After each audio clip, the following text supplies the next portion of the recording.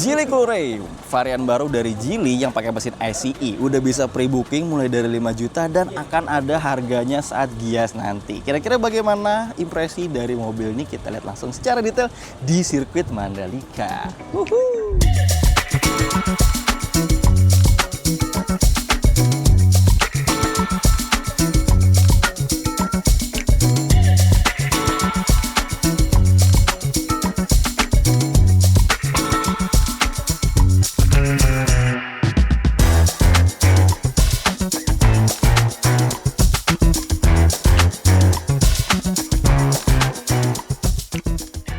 Jadi ini dia penampakan SUV compact terbaru dari Geely dengan nama Geely Coolray yang diperkenalkan di sirkuit Mandalika. Nah, pertama-tama kalau kita lihat depan mobil ini sebenarnya adalah facelift yang keduanya, karena di beberapa negara tuh udah ada facelift yang Gen 3-nya. Nah, ini facelift Gen 2 tapi ya kayaknya lebih cakep sih ya. Di bumper saya lebih suka di sini. Ada aksen-aksen tegasnya di sini seolah-olah bikin kesannya lebih sporty.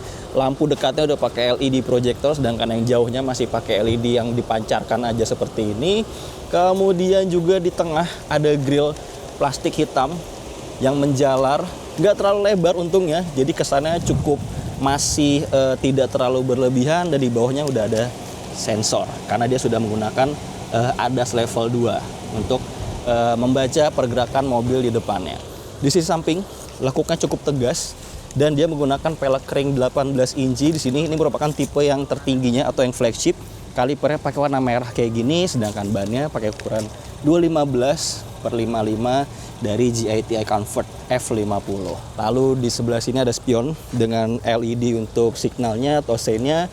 Ada kameranya 540 untuk yang varian flagshipnya. Kemudian di belakang udah disc brake juga. Kalau yang depan ventilated, kalau yang belakang disc brake-nya solid, tapi tetap dengan kaliper warna merah yang sporty kayak gini. Velgnya full black. Tapi kalau kita ngelihat secara detail, ini kayak ada aksen-aksen berliannya gitu ya, untuk memberi kesan ya yang lebih bervariatif lah pada velg ini. Kemudian tangki bensin tentu aja, karena mobil ini ICE, mesinnya 1500 turbo. Kemudian di atasnya ada spoiler untuk varian flagship seperti ini, ada logo S-nya.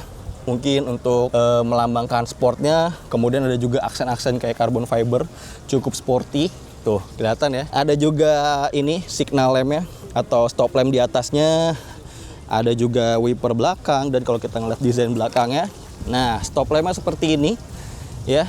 Dia ada standby lampnya di sini. Kemudian untuk stop lampnya di sini ada sen, lampunya lampu mundur. Ada juga logo Geely di sebelah sini dan Coolray-nya. Kalau Coolray kita ngeliat, oh ya ini kayak logo Infiniti gitu ya, nyambung seperti ini. Dan di bawahnya semacam ada diffuser untuk memberikan kesan racing-nya. Ada rear fog lamp-nya di tengah, dan di sini kalau di beberapa negara ini sebenarnya udah bolong ya. Jadi dia buat aksen knalpot, ada 4 buah aksen knalpot gitu, cuma di sini tidak dilubangi.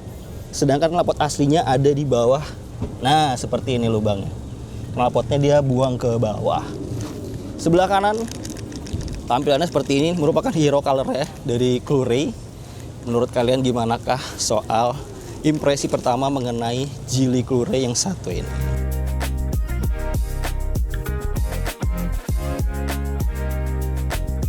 Dan kalau kita ngeliat ke sisi interiornya, di kabinnya dia pakai dual tone gini warnanya. Yang ini ada aksen-aksen soft touch-nya, ini pakai warna merah kulitnya, dan ada beberapa grafis-grafisnya gitu ya. Semuanya udah auto up, auto down semua. Di keempat jendelanya ada pengaturan spion di sini. Ada untuk parking brake di sini. Ada lamp leveling, ada start stop system, ada start engine stop di sini, dan ini merupakan aksesoris ya. Kabarnya sih kalau di negara luar ini bisa buat jadi phone holder gitu. Dan tampilan interior seperti ini kabin ya. Dashboardnya kelihatan rata, nggak banyak desain yang terlalu mengundak seperti itu, rata aja. Dan di setir masih ada beberapa tombol fisik untuk mengatur cruise controlnya, ada untuk mengangkat panggilan telepon, ada voice command. Ada untuk mengatur ke home menu, ada mute, volume, mode infotainment, dan juga beberapa tampilan untuk mengganti informasi pada layar speedometer 8,8 inchinya. Jadi ada TPMS, ada vehicle status, ada radio, ada trip 2, ada trip 1, dan balik lagi ke TPMS-nya. Ada gambar si Coolray-nya di sini, ada RPM-nya, ada speedometer, ada fuel range, ada suhu mesinnya di sini. Dan di tengah kita akan dapat sebuah layar infotainment 14,6 inch di sini, cukup besar layarnya dan rasanya cukup responsif juga ya. Coba kita masuk ke menu setting. Nah, seperti ini.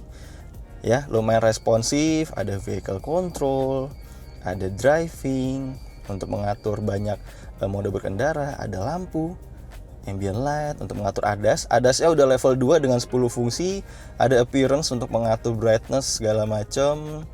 Seperti ini, ada sound juga. Wow, banyak ya settingannya ya.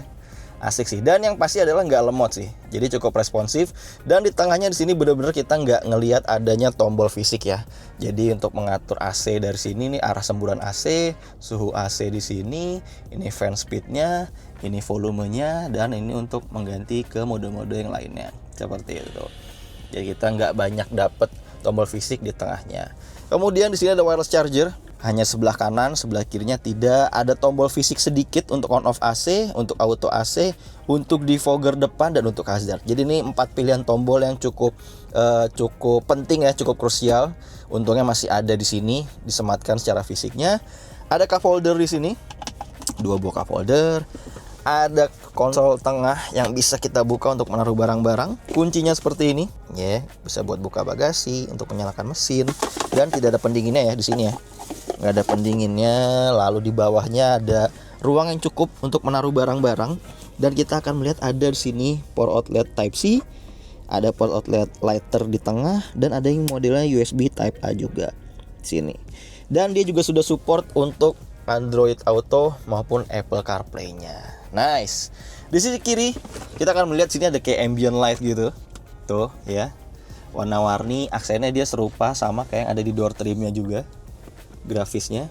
Lalu kita di sini akan mendapatkan sebuah laci soft open, cukup besar.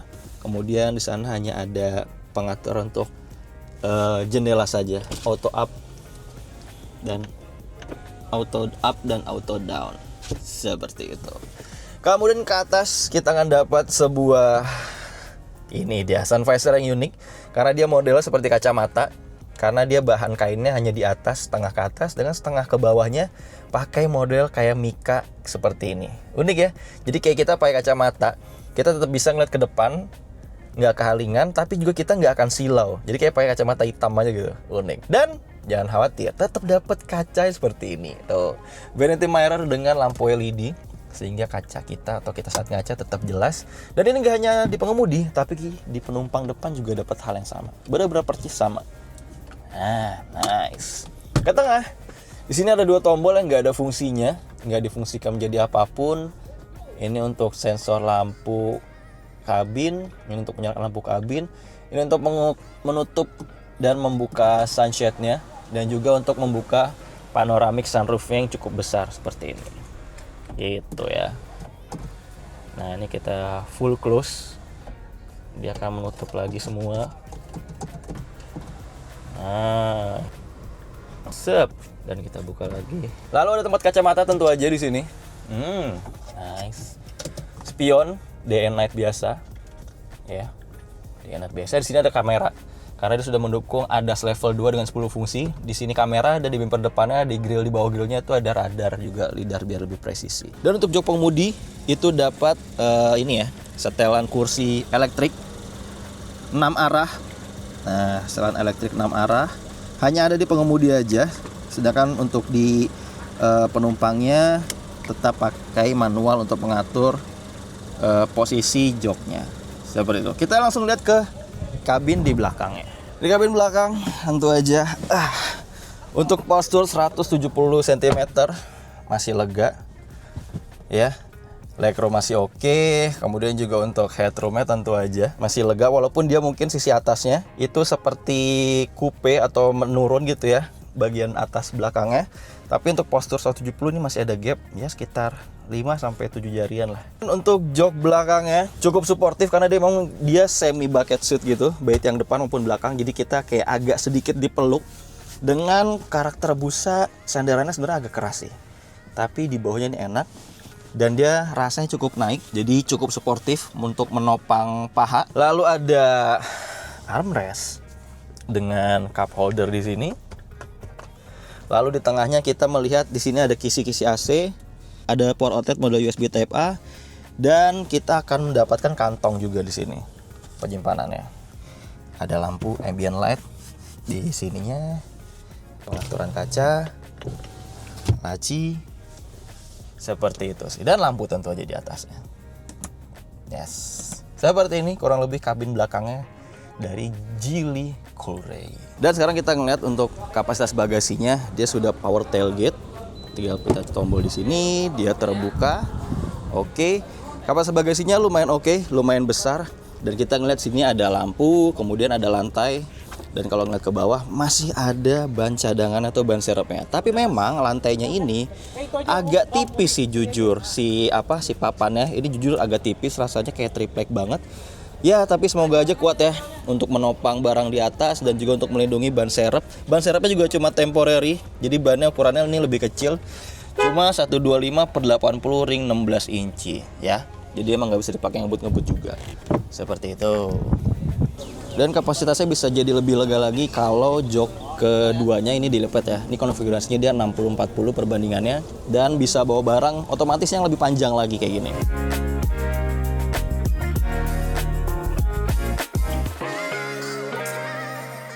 Kalau bicara mesin, Geely Coolray ini menggunakan mesin full bensin, nggak ada elektriknya, jadi nggak ada hybrid segala macam, nggak ada bantuannya. Mesinnya 1500 cc, 4 silinder segaris dengan tenaga 174 PS dan torsinya itu hingga 290 Nm. Diteruskan ke roda depan melalui transmisi 7 speed DCT atau dual clutch wet ya, wet dual clutch.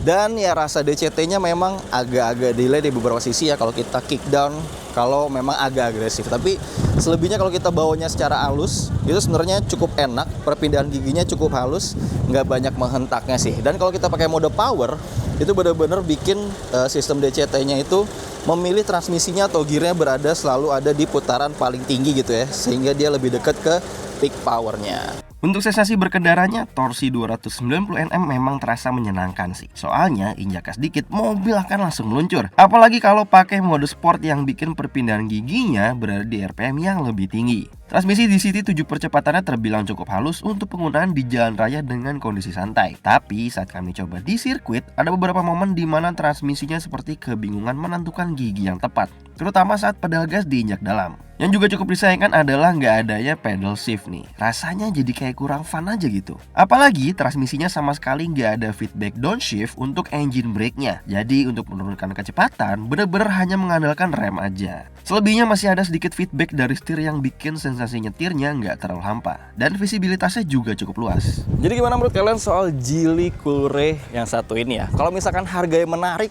pasti mobilnya akan menarik juga, karena kalau harganya jadi terlalu mahal dibandingkan kompetitor-kompetitornya, rasanya kayak jadi overpriced sih. Karena memang di beberapa titik mobil ini masih ada sedikit kelemahannya dan terkesan agak murah.